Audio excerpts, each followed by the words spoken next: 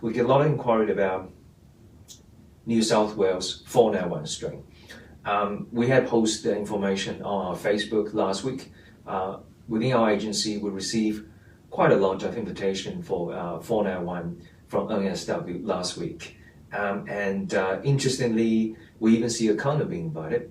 And there was a lot of inquiries about why this is happening and what will be something people can prepare, if they get invited, or what should be people prepared in order to gain the invitation in next invitation round. So I'd like to do a bit of a summarize of what we should expect it from NSW 491.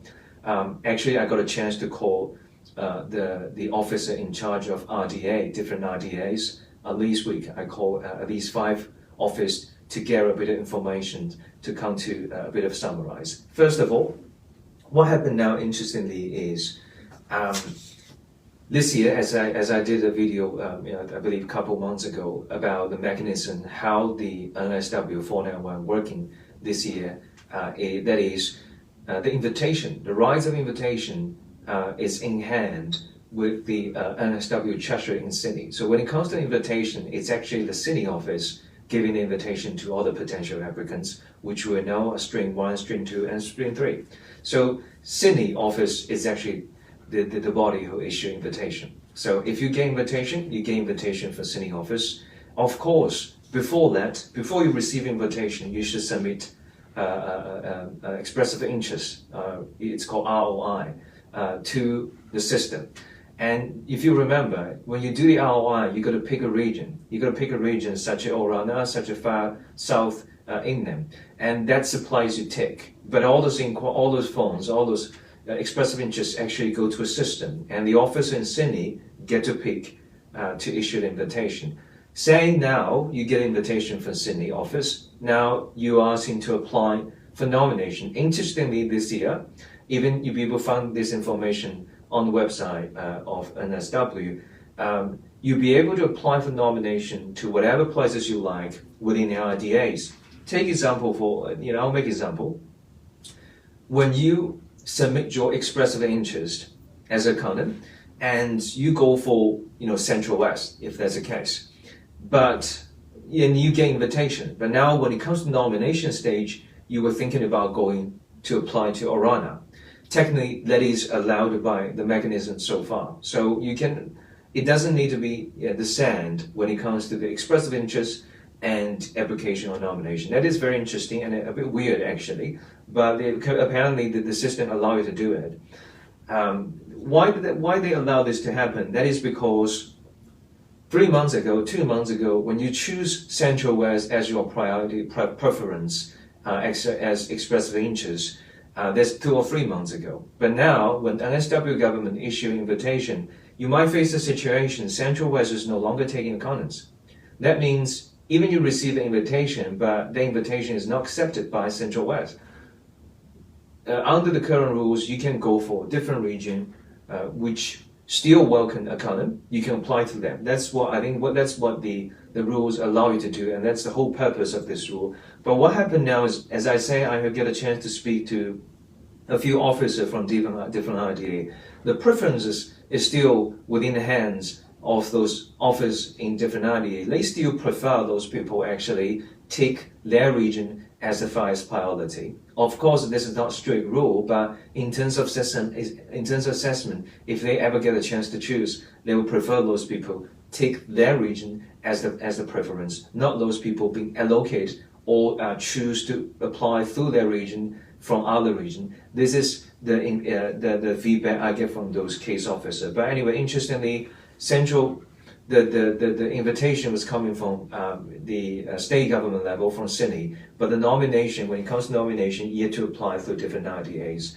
And we found it a bit interesting, even through the communication with the officers, they have the same feedback. That is, this year, actually, NSW government is not really well corresponding with all those regional RDAs, saying some of the RDAs actually looking a lot of chefs and cooks and all those trade technicians, so they need those technicians. But this invitation last week, they didn't get any invitation. So there was no much of invitation for trade skills. And eventually there won't be a lot of nomination applying to their region coming from trade skill applicants, and that's awkward because all those regions, some of the regions actually looking trade skills, but the Sydney government has not issued trade skills. And in terms of how they decide to issue invitation, even the RDA officer do not have a clue, so they not really getting how the rules working in NSW Treasury in terms of invitation. It's more like a randomly pick, or it may be go through different occupation group by group, and that's something very interesting. So apparently there's a very obvious gap between the invitation and the nomination because it belongs to different body. Unlike Canberra, for example, the people invited issue an invitation clearly know what they're looking for, and then issue the invitation, and there will be the same person doing the nomination assessment. But when it comes to NSW 491, apparently the powers invitation is coming from here, and the assessments of the nomination still within RDA. So that's something you want to bear in mind. So here I want to bring out the one suggestion to all those people who already get invited. Please be very careful about the following instructions. Even you get invited for NSW, from NSW, does not necessarily means you will get nomination. The reason are, first, you need to be very careful to choose the region to apply for the nomination, because you might get your invitation and you apply to a region for the nomination, but that region do not necessarily like your application because they don't have enough, saying accountants, software engineers, so they simply have enough. If you pay attention, I know there are a lot of websites, a lot of RDs actually update their website saying some occupation is no longer available and they don't need those occupation anymore. But bear in mind, there might be some delay in terms of updates of those information. So saying you're applying to a particular RDA under software engineering today, maybe they already closed the pathway for software yesterday, but they didn't get a chance to update the website, and they will end up a refusal. When you apply for the nomination, they say that's enough. I don't have enough places, and I don't have enough allocations for software engineers, and then your case will get refused. I get a chance to speak to the officers.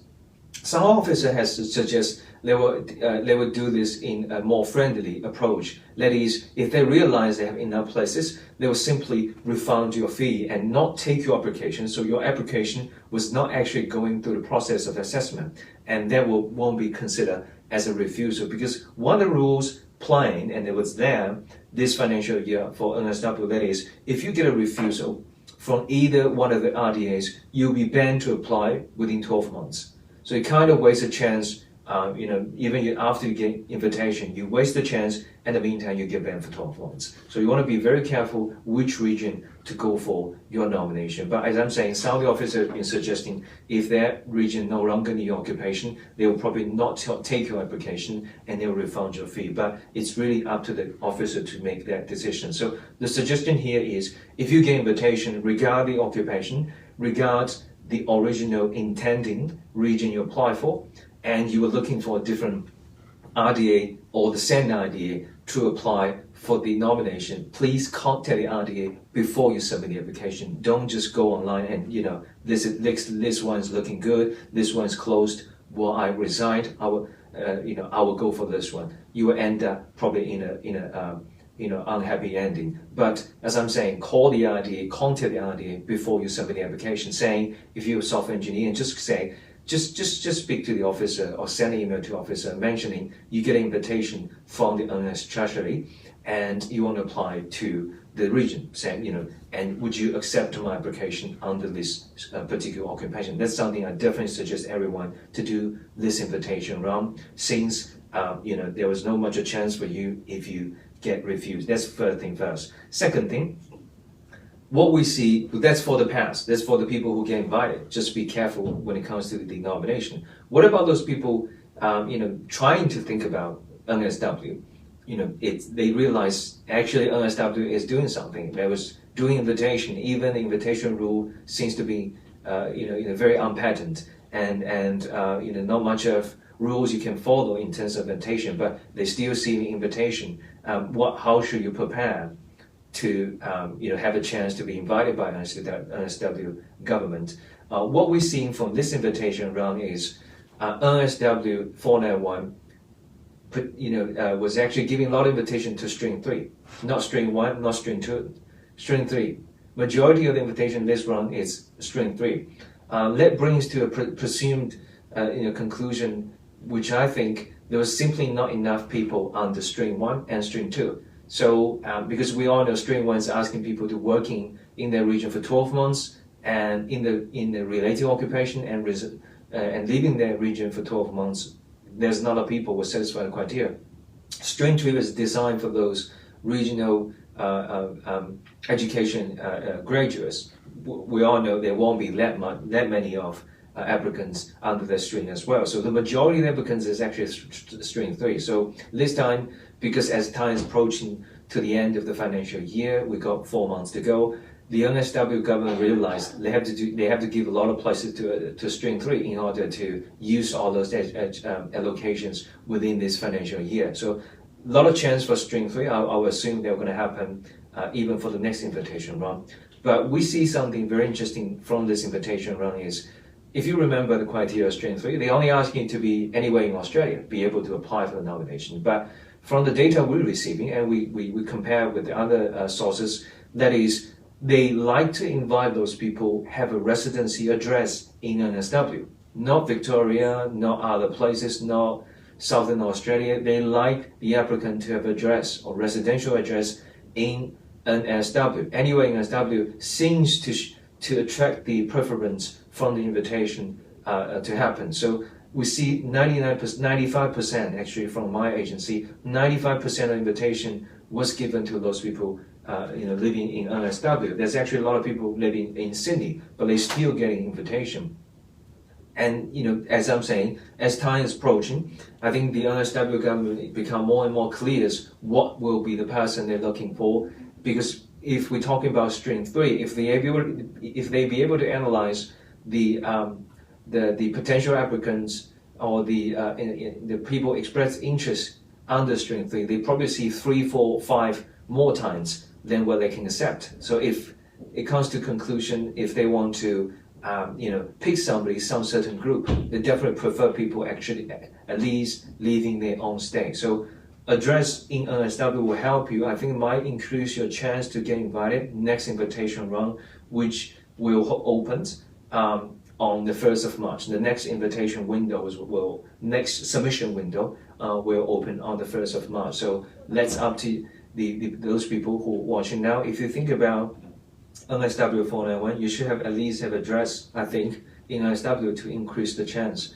And of course, does not guarantee once you have an NSW address, it will lead to invitation. It does not necessarily go that way, but we see a much better chance for those people who have address in NSW. So if you want to do the chance, do it now. The second suggestion is always pay attention, because we know this invitation round happened last week, and it normally take 14 days before people submit to different regions, and then all the different regions going to get the applications. Because now if you ask all those RDAs, how many places do you have, how many nominations do you have you reached the capacities, and would you still giving nomination to this group occupation, that group occupation? Their answer is uncertain, because they don't know how many potential applicants they will get and what will be the occupations among those applicants in the following 2 weeks. They don't know what they're facing. Some of the RDAs may be flooded with the potential applicants, while some of the RDAs may only have a few applicants. So that is some of information the officer don't know now. But 2 or 3 weeks later, which is actually end of this month, all those information should be updated, because the officer has closed the application and they have enough, all those applications in the system. They'll be able to look, okay, we only have, let's assume my RDA only have 10 places for accountant, but I already see 70 applicants for accountant. I will close this occupation for sure, because I don't need any more accountant applications in next invitation round. So at the end of this month, before you submit it, of course, before the submission window open in 1st of March, you should pay attention to all those RDA websites. I would suggest you to go for all those RDA websites to look at the updates of their occupations. Make sure when you submit your express interest in 1st of March, you submit to the right place. You don't submit to those places already tell you we don't need your occupation anymore. It is such a waste of time, and they simply reduce your chance get invited. But you will submit to those places, still need your occupation, at least means you probably have a better chance. But remember, bear in mind, invitation does not necessarily guarantee outcome. Invitation is simply a ticket. Whatever the tickets can take to you, you have to choose the right door to enter, which is the right IDA to apply for your nomination. When it comes to nomination, interesting, so we have been talking about invitation, we have been talking about the places for nomination you have to choose. And when it comes to nomination itself, what will be the criteria? Talk about Stream 3, we all know there's no much of requirements under Stream 3. All they're asking you is just to have a skill assessment and you'll be living in Australia. A lot of people, most of the people will actually satisfy the criteria. So that means what will be the criteria the officer assessing in terms of telling which one is the right candidate, which one is not? How will they be able to prioritize some of the applicants and over the rest? We all know EOI is one of the factor. EOI is one of the factor, and I got a chance to speak to some officer. I think the indication. This is not rules. This is not guidelines, as we not see on the website. But I think one of the indication I'm getting from some of the feedback from the officers are they definitely prefer those people who have residency or have better connection to their region. Please pay attention. It's their region. Okay, so if you apply your nomination to Southwest, if you apply your nomination to Hunter, they want to see you have certain kind of connection to Hunter. If somebody's saying living in Moray and they try to apply to Hunter, and you better create certain kind of connection to Hunter. My suggestion is residency would definitely help.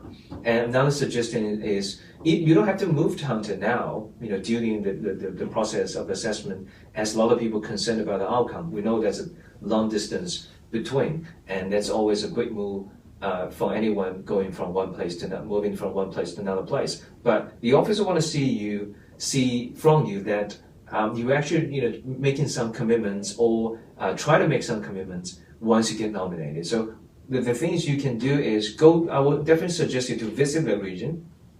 You have to spend 1 day or 2 days in that region. At least when it comes to the nomination, you'll be able to tell the officer, write yourself a piece of statement, telling the officer, I've been visiting your state, I've been visiting your county, I've been visiting your places, regions, and you definitely like the place, in certain way you've been there. That's something I think the officer will feel more friendly about. And the second thing is, if you be able to secure a lease contract, it doesn't necessarily start now. Maybe the lease could start 2 months later. That means you actually consider move to the region after the nomination. I think it just gives such a good impression to the officer compared to those who are actually apply their expressive interest from all the way in Australia. It's like, I want your nomination, I want your nomination. The officer would prefer to look in somebody which is near to the office and will be able to, come to a conclusion that these people will have a much better chance to settle in our region, because we all know RDA's goal is to encourage, to promote regional development. So, and they have the tickets to give. They have the nomination power. They have 300, 400, 500 places to offer. They definitely want to see some outcome from these numbers, not rather than just giving nomination and benefit the other RDAs, which is not their business. Okay, so if I'm the officer of certain of the RDAs, I definitely my priority is taking care of my own business. I like to see people getting nomination from me. It still have better connection to my region and probably stay here for a longer time, find a job, buy the house, and contribute to the local economy. That's, I think, what the priority, the assessment rules will be always existing in RDAs, as long as the mechanism of RDA existing, despite all the rules, such a simple rules setting by the NSW Treasury, because NSW Treasury try to make things easier, well, actually simpler, not particularly easier. They just send very, very simple rules. And then just go ahead.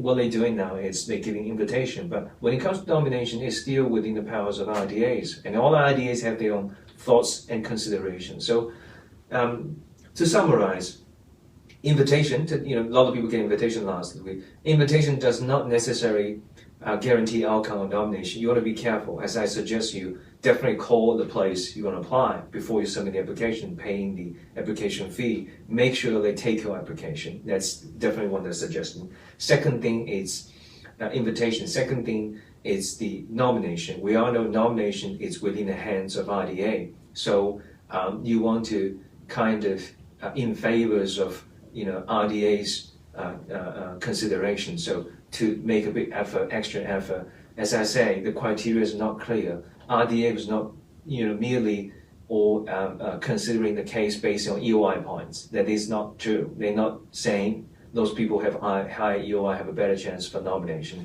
We are talking about if there are a lot of people applying for the nomination and there are only a few places left, which might happen as time goes. So you want to show yourself have better connection to the RDA. So this is how NSW 491 looks like. It's been very interesting things for NSW 491 every financial year, at least in the past 5 years, I will say. The rules keep on changing. It's kind of battle between RDAs and NSW Treasury, particularly about the rights of giving invitation.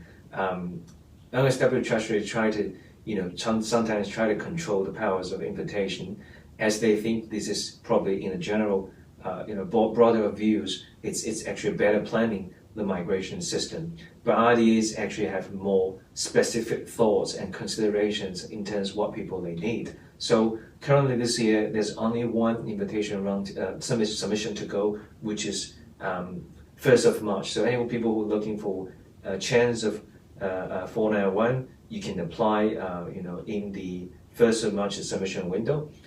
But as I suggest, you do a bit of research before you submit that particular express of interest, and then wait for that. It's probably end of March or beginning of April or mid of April. You will see a next invitation run, and that's it. That's the end of the NSW 491 this year.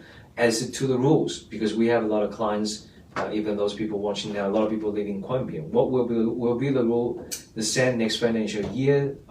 I really don't know. I think there will probably a bit the policy for NSW 491 will probably get reformed a little bit next financial year. As till this moment, I personally don't think it's a very good way to using all those nomination places. It's definitely not benefiting the RDAs, in a very efficient way. I'm just simply saying not all RDAs happy about the invitation situation now. As a lot of RDAs were looking for specific skills which didn't get invitation from NSW. So maybe there was a bit of negotiation next financial year. We have to see.